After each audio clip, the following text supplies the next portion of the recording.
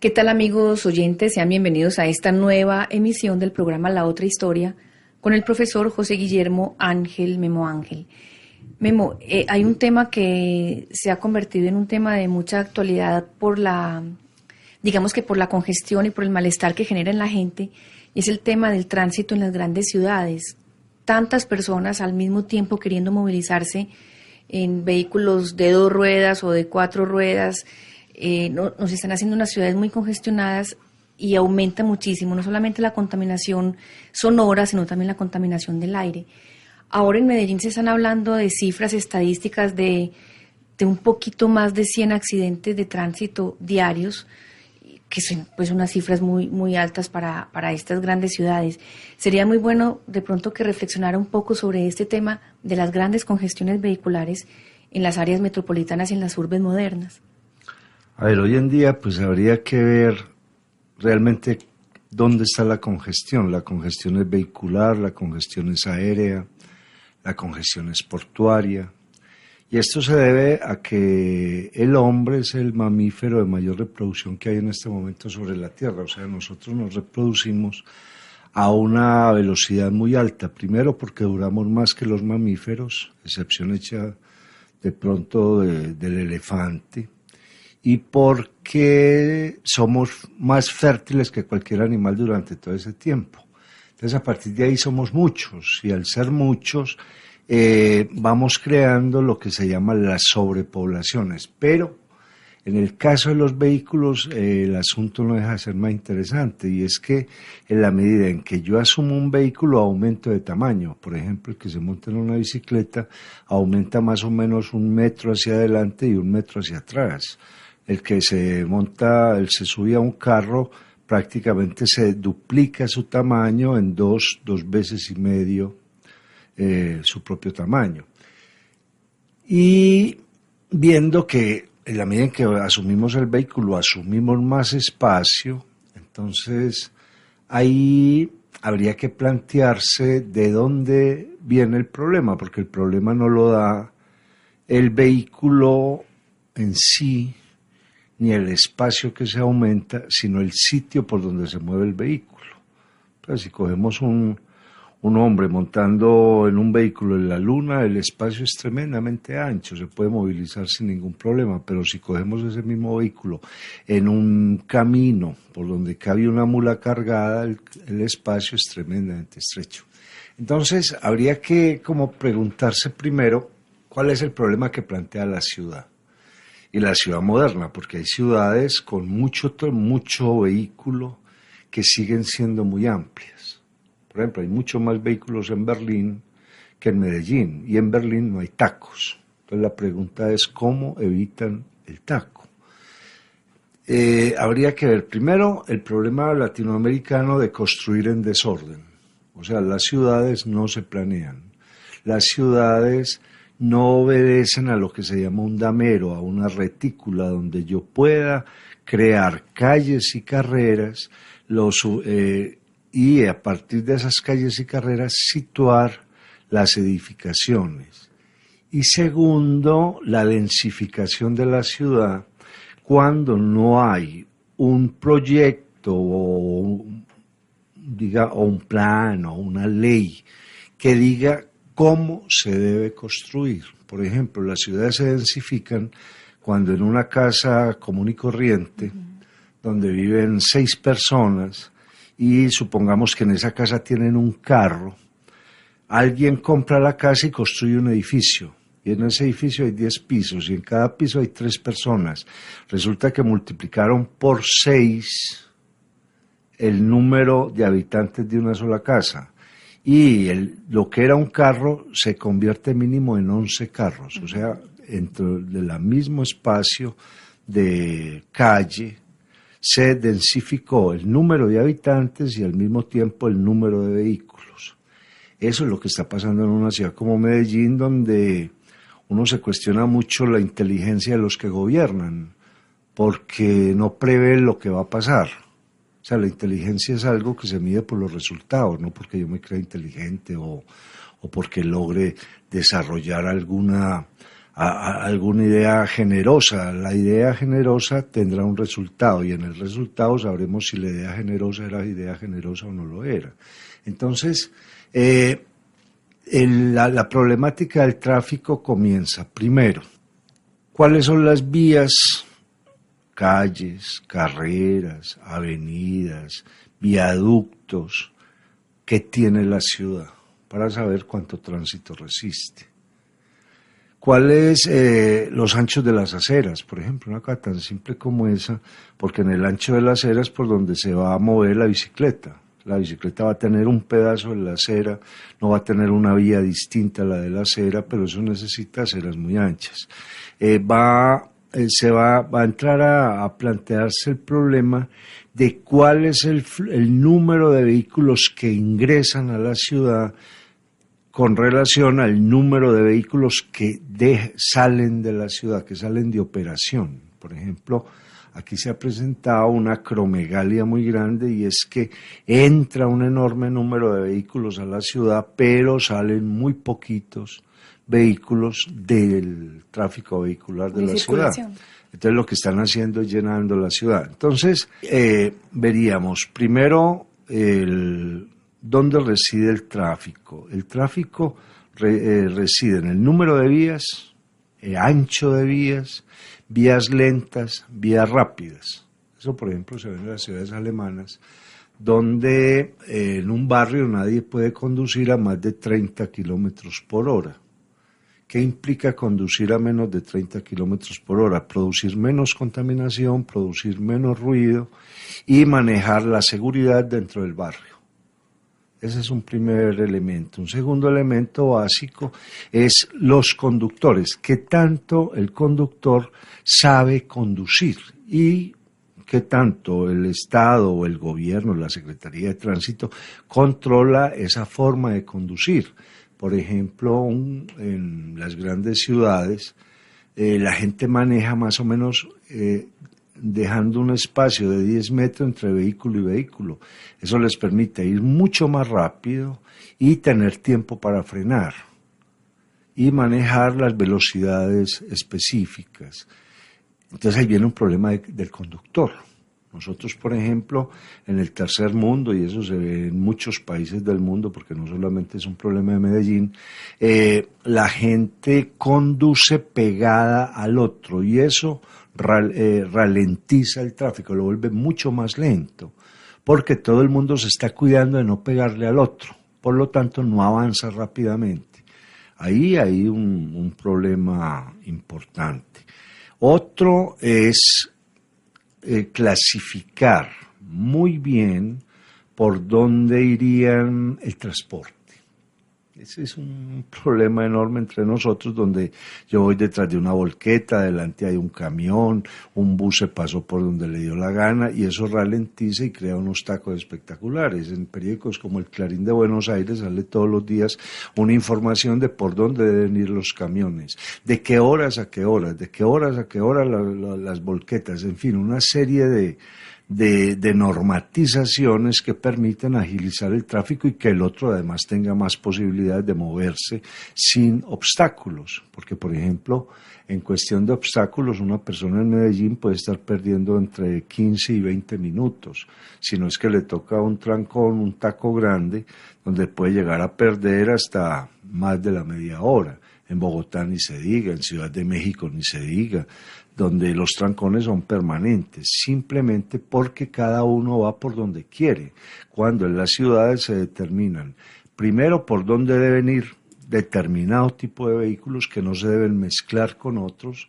Me acuerdo una vez que me decía un amigo, uno aquí en París no ve camiones, y dice, no, es que no hay, los camiones sí están, pero están pasando por otro lado, no están interviniendo en la ciudad, no entran en vías donde los camiones no pueden pasar, pasan pequeños camioncitos que reparten pan, que reparten huevos, etcétera, etcétera.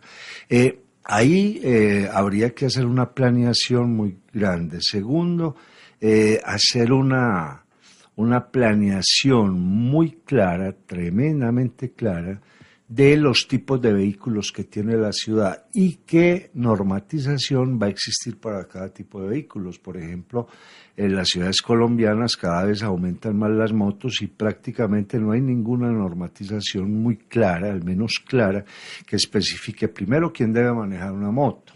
Porque es que nosotros están entregando una moto y la persona no está capacitada para manejar ese vehículo, cree que porque sabe manejar bicicleta o porque un primo le enseña el fin de semana puede conducir, cuando para eso hay escuelas de motociclismo donde, por ejemplo, hay que adelantar siempre por la izquierda para que no el conductor en el retrovisor me vea, para que yo no sea un punto ciego, cómo se adelanta. Esto está demostrando pues simplemente que no sabemos hacer legislación de tránsito. Me acuerdo, por decir cualquier cosa, como a la hija mayor mía le dieron un carnet para poder conducir bicicleta en Berlín. Primero había que hacer un curso, primero tenía que conocer la normatización, había que hacer una serie de ejercicios y si pasaba esa serie de ejercicios, si respondía al examen de señalización, le daban el carnet para manejar bicicleta, solo para manejar bicicleta. Eso es buscando que no se vaya a convertir en un problema de tráfico. Luego viene, para dentro de ese problema de tráfico, entonces tenemos cuáles son los tipos de vehículos. Los carros de dos o cuatro plazas, ¿por dónde deben ir? Los buses, ¿por dónde deben ir? Porque ese es otro de los problemas que nosotros tenemos en el tránsito. En cualquier parte del mundo, un autobús siempre va por la derecha y por un solo carril. Y siempre para en un paradero de buses. No es donde el usuario quiera. Para eso hay paraderos de buses, hay paraderos de taxis, y ahí yo tomo el taxi.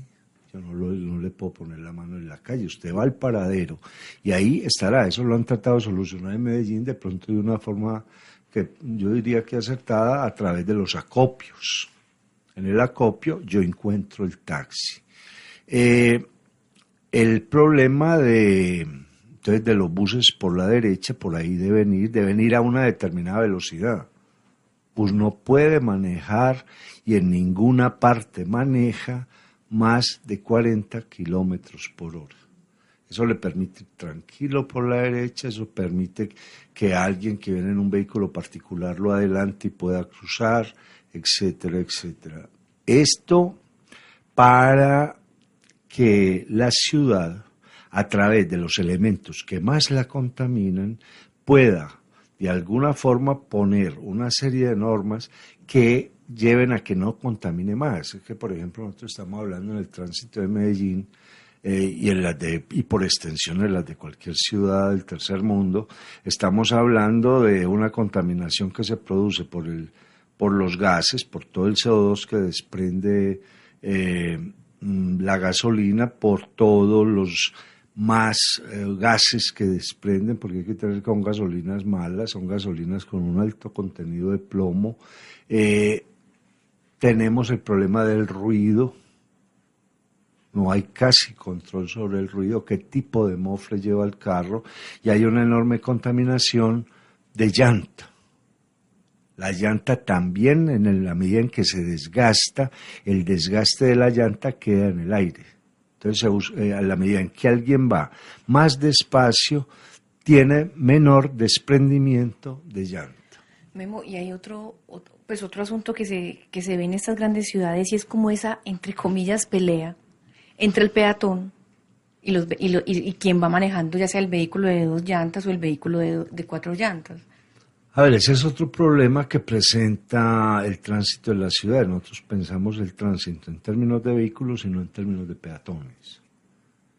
El peatón también hay que educarlo. O sea, a ver, yo creo que el problema del tránsito entre nosotros es que como no educamos al peatón, por extensión tenemos unos conductores pésimamente educados, que nunca han sido peatones. Y al no ser peatones no son capaces de ver cuál es el papel del peatón. A ver, para el peatón existen las cebras. Por ejemplo, en Buenos Aires, cuando yo estoy en una esquina y voy por la cebra, yo llevo la vía como peatón. A excepción hecha si hay un semáforo y el semáforo me indica si paso o no. Pero donde no hay semáforo, el que lleva la vía es el peatón. Eso, por ejemplo, en ciudades como Zúrich es tremendamente claro. En una vía rápida, en un momento de la vía, hay una cebra y se le indica al conductor que adelante hay una cebra y yo tengo derecho a pasar por la cebra. Entonces, al peatón hay que enseñarle a usar las cebras, hay que enseñarle a usar los pasos peatonales, hay que enseñarle a usar los deprimidos, como sucede en muchas ciudades del mundo como Berlín, donde hay deprimidos para pasar las avenidas a fin de que el peatón no se vuelva un peligro sobre la avenida, sino que la pueda cruzar por debajo. Y este peatón que conoce las normas de la cebra, que conoce las normas del puente peatonal, que conoce asimismo las normas de usar debidamente la calle, de atravesar por las esquinas, cuando conduce sabe que eso le pertenece al peatón y entonces va sin problemas. Primero, un elemento que es interesante para el tráfico. Lo segundo es el manejo de la señalización. O sea, que cada cual, a uno le entregan un pase y nunca se vuelven a enterar si yo conozco la señalización o no. O sea, nunca hay una renovación clara del pase. En la medida en que las ciudades se vuelven más densas, en la medida en que el tráfico se vuelve más rápido al interior de las ciudades, aparecen nuevas señalizaciones. Y yo, como conductor, debo conocer esas señalizaciones. Pero el hecho de que tenga un pase, no me vuelven a hacer el examen. No me vuelven a hacer otro problema de tránsito, por eso tanto accidente. No me hacen un examen de los sentidos cada tanto. O sea, yo estoy perdiendo oído, yo estoy perdiendo vista, estoy perdiendo reflejos en la medida en que cumplo años. Claro. Y para eso, porque también es un problema, la mejor vía en manos de un mal conductor es una de las vías más peligrosas. Claro. Entonces el conductor no es lo que él crea, sino lo que él físicamente sea. Hay que tener en cuenta que conducir implica no solamente atención sobre la vía, atención sobre el peatón, atención sobre el vehículo que va a mi lado, sino también un buen estado físico. O sea, conducir no es en ningún momento tener ganas de hacerlo. Es saber hacerlo.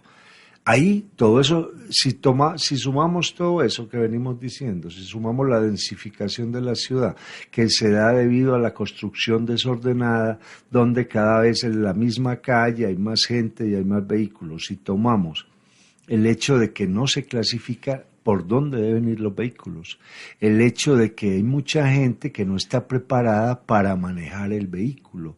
Si tomamos la falta de vías que digan los buses van por la derecha, paran de paradero en paradero, van a tanta velocidad, eso crea los caos que nosotros manejamos. Ahora, esos caos de tráfico están produciendo no solamente los accidentes de cuando al tocar una moto, por ejemplo, una moto es algo que con un pequeño golpe ya el accidente pierde el equilibrio. Si tomamos todo eso, nos damos cuenta de que el tránsito está, primero, el tránsito se vuelve terrible cuando los conductores están estresados. Ese es otro punto dramático, porque es que parte del ruido que tiene Medellín, no solamente, o las ciudades del tercer mundo por extensión, no solamente es causa del ruido de los motores, es causa del pitazo, es causa del estar acelerando mientras cambia el semáforo. O sea, no es el solo motor el que está produciendo el ruido, es el asunto de la persona que estresada causa congestiones de tránsito, querer pasarse por donde no es, querer adelantar al otro. Que por ejemplo, que son síntomas de enfermedad. O sea, es que ahí viene una cosa que tendríamos que analizar a fondo. ¿Cuántos de los conductores están en buen estado mental? en las ciudades donde vivimos, las enfermedades mentales son cada vez más abundantes. Esas enfermedades se deben primero al poco espacio que estamos manejando para vivir, para trabajar y para movernos. El hombre es un animal de espacio amplio. Por eso a la gente la castigan metiéndola en un espacio estrecho cuando comete un delito. Por eso eso es un castigo. Segundo, estamos en un alto nivel de estrés dentro de las ciudades porque cada vez es más difícil desplazarse en ellas. Si nos desplazamos en condiciones, digamos, de alta dificultad. Porque para eso es que se hace el metro, por ejemplo, para eso se hacen los tranvías, para que la gente no se estrese llegando a ninguna parte. Hay que tener en cuenta que el tranvía, el metro, de alguna forma los buses estatales, nunca se detienen, simplemente se detienen donde hay un semáforo que les dice pare, y van de estación en estación, nunca hacen taco, nunca hacen nada de esto, y claro, quien va en ese tipo de vehículos va mucho más tranquilo que el que va conduciendo, porque el que va conduciendo está respondiendo por el vehículo en el que va, en tanto que el que va en el metro, primero que sabe que va por unos rieles, confía en el conductor, está haciendo otro tipo de tareas, va leyendo el periódico, va leyendo un libro, va hablando con otro, va cerrando los ojos y pensando en cualquier cosa, etcétera, etcétera. Y es un problema de tráfico muy grande, tremendamente grande, el tratar de que en los centros desemboque el transporte público. O sea, el transporte público, excepción hecha, si es en metros o en tranvías, no tiene por qué desembocar al centro de una ciudad. Por ejemplo, casi que ni los buses. Es que hay una cosa muy interesante. En ciudades como Zúrich, los buses rodean el centro de la ciudad. Pero no entran. Uh-huh. ¿Para qué? Para que la gente se pueda desplazar por las aceras y el metro y el tranvía, en este caso, en el caso de Zúrich, se mueva sin problemas. Que es una cosa muy, muy importante.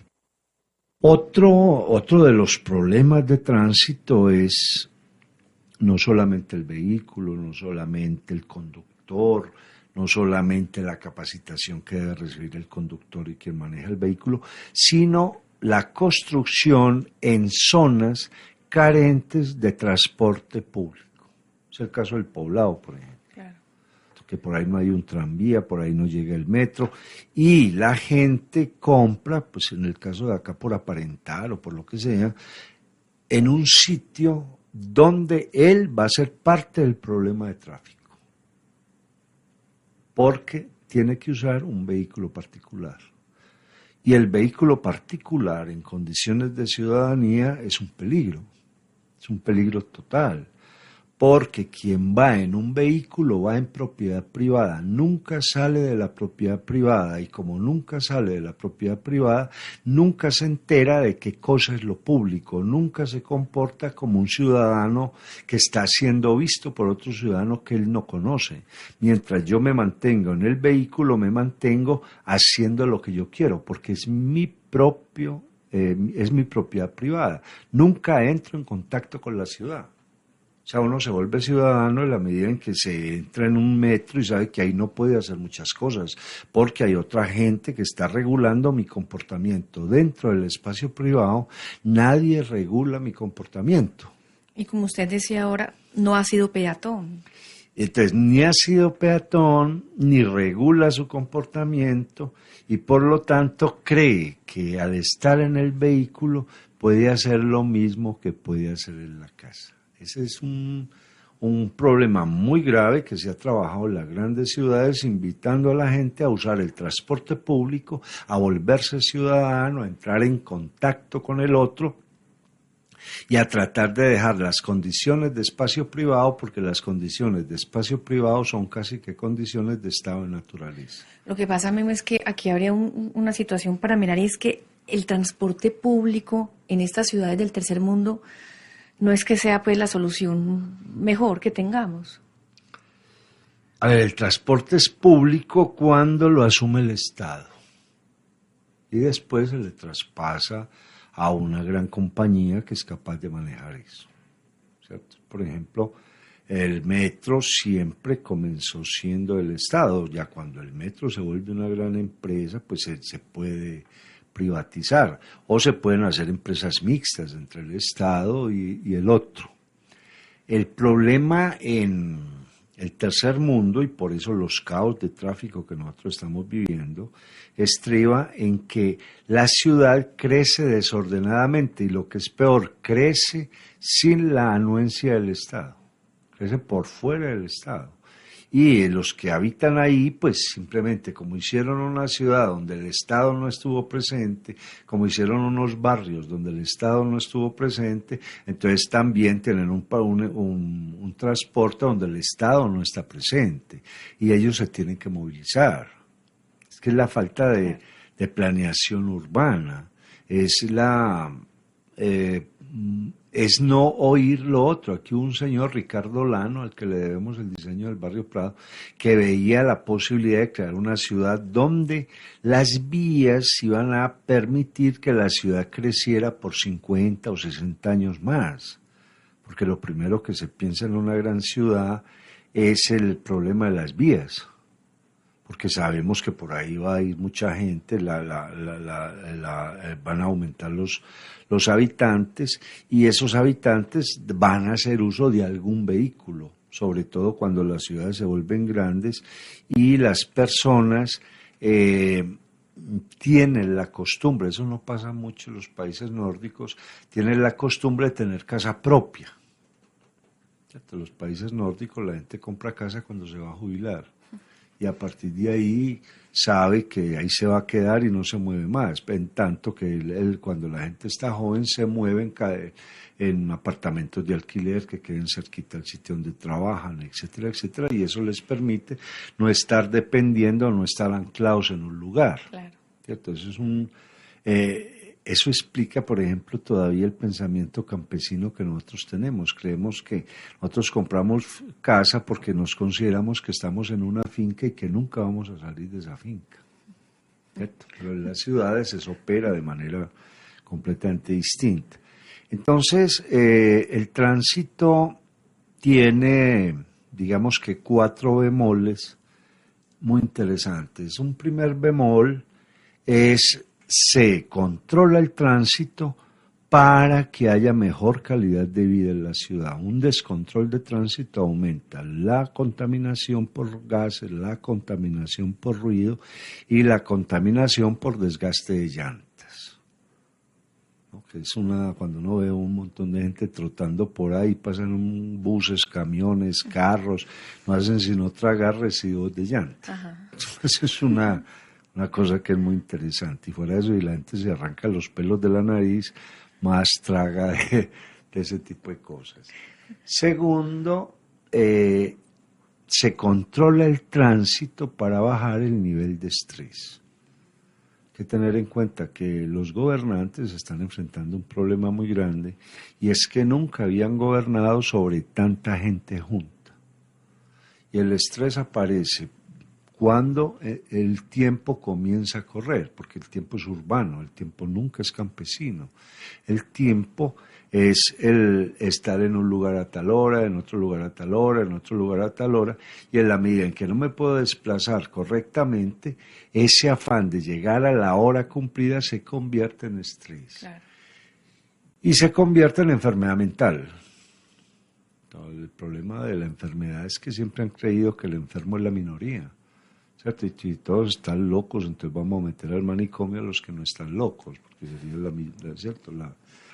Ese es un segundo factor. Un tercer factor es un factor muy importante, y es a más grande la ciudad, más necesidad de transporte eléctrico, por varias razones. Primero, porque la energía es el único recurso que el hombre es capaz de producir. O sea, nosotros no sabemos hacer petróleo, no sabemos hacer gas, pero sí somos capaces de producir energía. Y la energía se convierte en el elemento menos contaminante de todos. Hay algo pues que los historiadores del día de mañana mirarán con cierto asombro, y es como, sabiendo que existe la posibilidad de hacer vehículos eléctricos, seguimos produciendo vehículos de gasolina, donde ahí va a haber una confrontación frente a la moral de nuestra época, frente a los intereses de nuestra época, y nos van a mirar pues como gente muy rara que prefería morirse y vivir mal a corregir un error que científicamente ya está corregido. Que además es muy interesante, porque en la medida en que aparecen los carros eléctricos, como ya los vehículos eléctricos, como las motos eléctricas en Francia, por ejemplo. Que ya existen, están Sí, inventados y claro, diseñados. y no solamente existe, sino que hay avisos, compre la tal cosa, tal otra, ¿cierto? Para evitar que haya ese nivel de contaminación. Entonces el tránsito, a ver, ¿cuánto transporte eléctrico que le mejore la calidad de vida a la gente? Si hay más líneas de metro, hay más solución al transporte. Teniendo aquí una cosa muy interesante, porque es que el transporte no es ir de A a B, sino llevar bien a alguien de A a B. Nosotros en este momento llegamos de A a B, pero llegamos ya fatigados por el ruido, por el estrés, porque hubo mucha gente, etcétera, etcétera. Tercero, el tránsito, hay que enseñarlo a los niños en los colegios. El hombre es un animal móvil, nosotros nos movemos, nosotros dependemos del movimiento.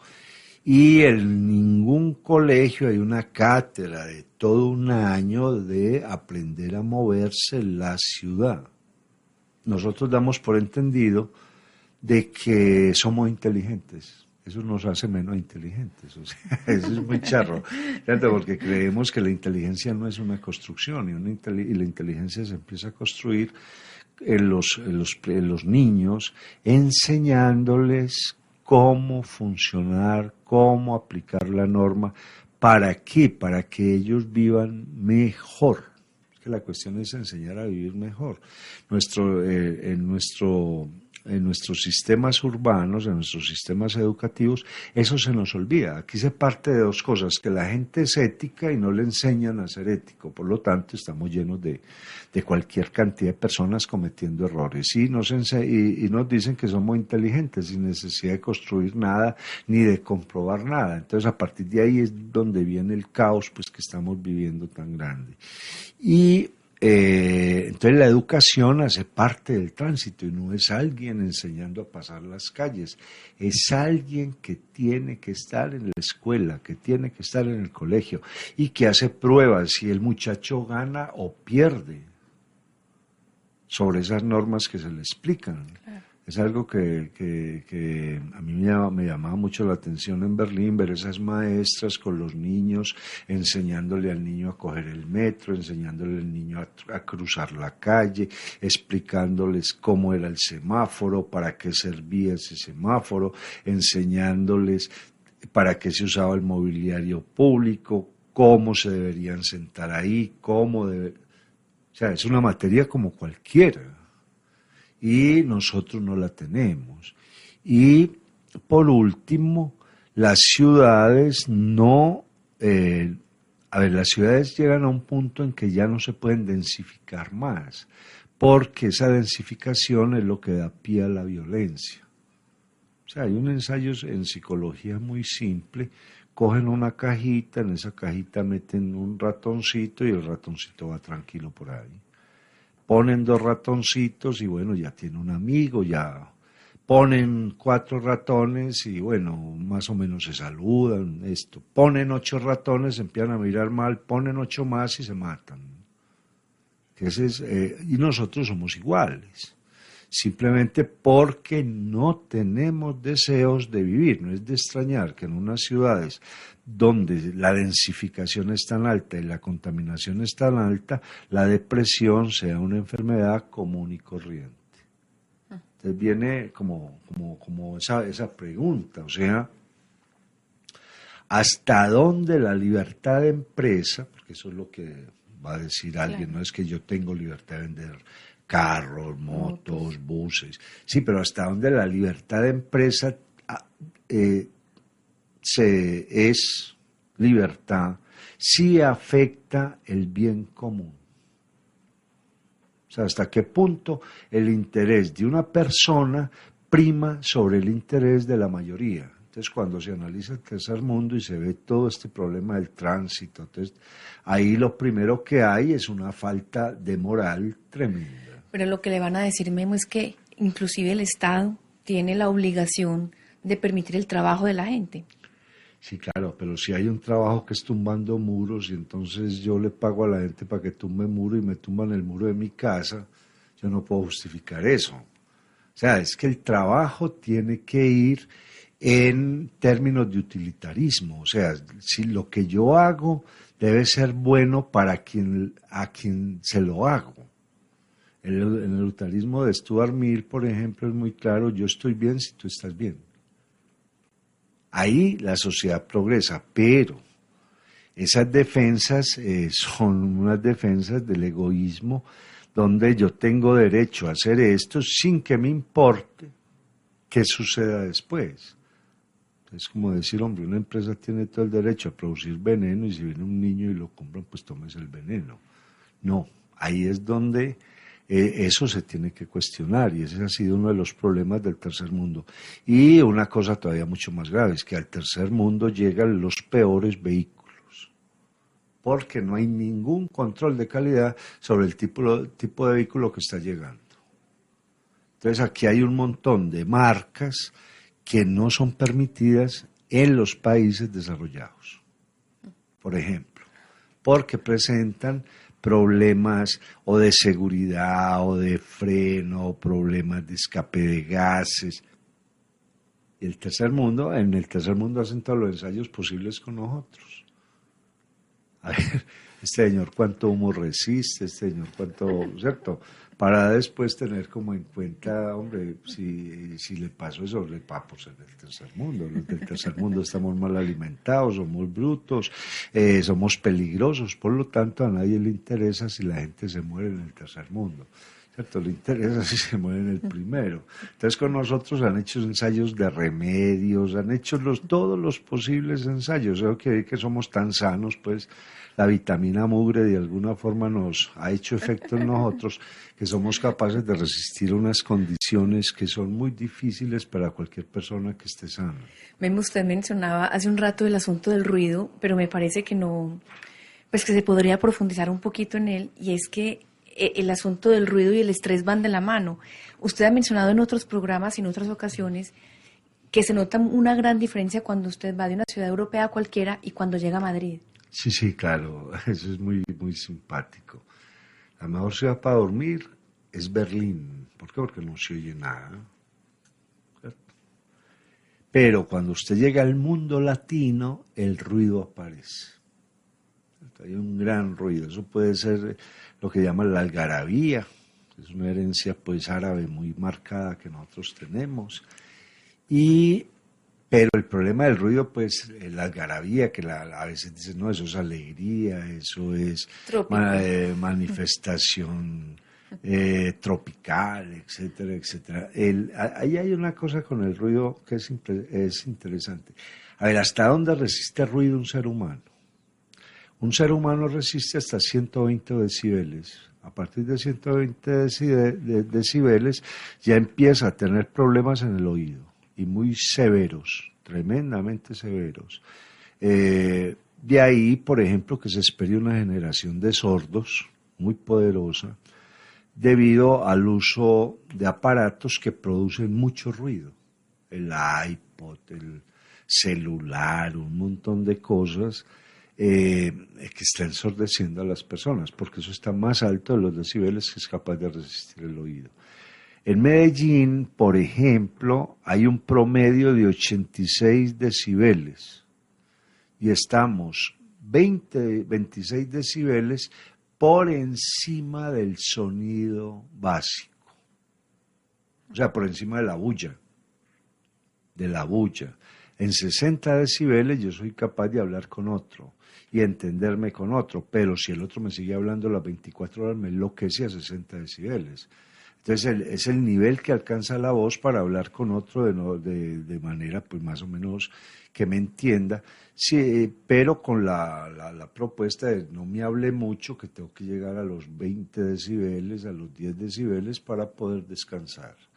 Entonces, si la misma ciudad es capaz de producir en solo ruido 86 decibeles, estamos a 34 decibeles de no solamente de perder el oído, sino de enloquecer. De hecho, una de las formas de tortura que se utiliza en la guerra es ponerle 120 decibeles al otro, para que el otro hable. Entonces, el ruido lo producen los motores desafinados. Es un problema de muchas marcas que por eso no las dejan entrar en los países desarrollados, a los que se les desafina muy fácil el motor. Un segundo nivel de ruido es el de la velocidad. A más velocidad, más ruido.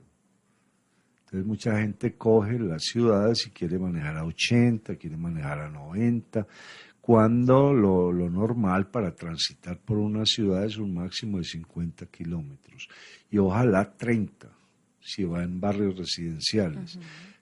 A menos de que haya viaductos, porque ya por un viaducto sí se puede viajar a 180, 190 kilómetros por hora. El viaducto atraviesa la ciudad por debajo o por algún lado y permite pues ese tipo de velocidades. Y el ruido producido por los pitos. El pito es para que el otro caiga en cuenta de que está cometiendo un error, pero ¿para qué le pito yo a otro que está al frente de un semáforo en rojo? ¿Para qué le pito al otro que le pito a este porque el bus de adelante no me mueve? Entonces ahí es donde viene ese tipo de locuras y de efectos sobre el tráfico. Y las motos sin silenciador. Sí, a ver, es que ahí hay un montón de problemas. El tránsito en las ciudades, que es un problema del siglo XX, se busca solucionar teniendo en cuenta tres cosas. Primero, ¿cuántos vehículos resiste la ciudad? Y por encima de esos vehículos no llega uno más. Un vehículo tiene 5 años de vida útil.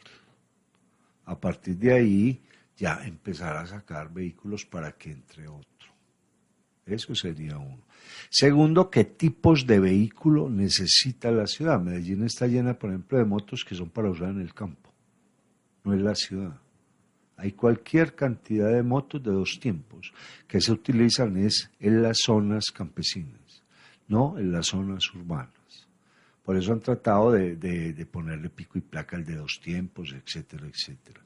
Y el de 4 tiempos necesita vías muy rápidas, porque una moto obviamente se mueve mucho más rápido que un carro debido a que tiene mucho menos peso y para eso necesita unas vías donde él pueda rodar tranquilo.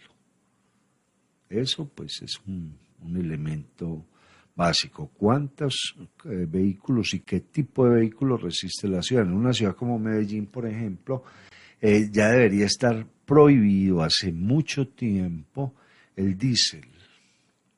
Medellín no es una ciudad plana. Medellín es una ciudad que está entre dos cadenas de montañas y un valle estrecho, y el único viento que nos llega del norte y no se alcanza a llevar la contaminación que produce la ciudad. Ese es un problema enorme. La gasolina en Medellín tiene que tener otras características, porque esto se va volviendo una cámara de gas. Y si tenemos en cuenta que mucha gente de Medellín está viviendo en las afueras, en el Retiro, en La Ceja, la contaminación ya no solamente sale a nivel del valle, sino que no llega desde lo alto de la montaña. Entonces eso tiene que obligar a pensar en un tipo de combustible que produzca el mínimo de contaminación. Porque entonces, y en un tipo de vehículo que se mueva a X velocidad y en ciertas condiciones para que esa contaminación que nos está llegando desde arriba no se confunda después con la contaminación que se produce desde abajo, y eso es lo que genera un montón de enfermedades pulmonares, un montón de muchachitos que hay que estarlos llevando donde el médico a cada tanto, etcétera.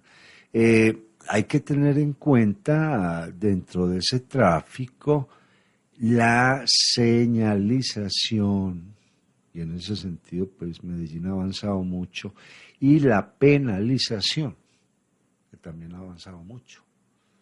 Porque el tráfico, debido a que no sabemos quién es el conductor, debido a que no sabemos de la emotividad del conductor, porque hay un señor que sale de pelear con la señora y sale furioso y cree que hundiendo el acelerador pues va a quitarse de encima el problema.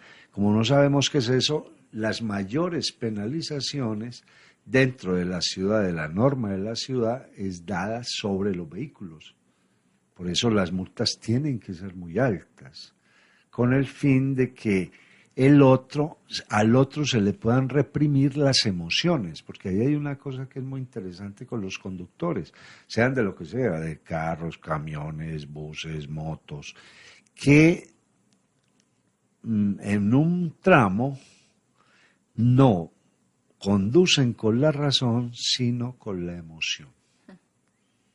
Entonces, claro, ahí es donde aparecen o los choques o los accidentes o se metió por donde no era, etcétera, etcétera. Esto que nos está pasando en el tercer mundo es el caos que hay que ordenar. Pero para ordenar ese caos se necesitan primero una visión muy clara de en qué momento la ciudad comienza a destruirse. Porque, por ejemplo, una ciudad como Medellín tiene 20.000 problemas debido al tránsito. Primero, la vibración del tránsito que ha ido falseando de alguna forma buena cantidad de la tierra donde se ha construido vivienda. Porque por una vía donde solamente pasaba un carro cada 2 minutos, están pasando 70 en esos mismos 2 minutos, por ejemplo. Entonces hay una vibración muy grande que la da el vehículo, que la da el ruido y la contaminación que se produce ahí. Entonces, ¿en qué momento la ciudad comienza a destruirse? Porque ella misma no va a ser capaz de sostener el tráfico que tiene encima. O sea, la tierra no es un pedazo de acero compacto, sino que ella misma se va resintiendo en la medida en que le van llegando vibraciones. Segundo, que no deja de ser pues muy, muy interesante, hasta qué punto la ciudad tiene calidad de vida, y la calidad de vida me la da el aire, me la da la movilidad, el espacio público, y me la da el espacio privado. Si esto se va perdiendo, pues tenemos una ciudad de gente agresiva permanentemente por problemas de espacio. Ahí hay una cosa interesante. Y pensar, si se fuera a evacuar la ciudad, ¿qué tan amplias son las vías de evacuación? Yo no quiero ni pensar qué pasaría en Medellín si hay que salir ya. No sale nadie. No sale nadie. No sale nadie. No Entonces ahí hay un problema. Ahora, los problemas son los que los vuelven inteligentes. Y si hay problemas, yo me vuelvo inteligente. Es buscar la solución a eso, una solución donde todos mejoremos. ¿Cierto? Hasta el momento estamos demostrando que no somos inteligentes, sino que estamos creando un problema. Ahora solucionemos el problema y demostremos que de verdad sí éramos inteligentes. Este ha sido el programa La Otra Historia con el profesor José Guillermo Ángel Memo Ángel, quien en esta ocasión ha hablado sobre el tráfico vehicular en las grandes ciudades.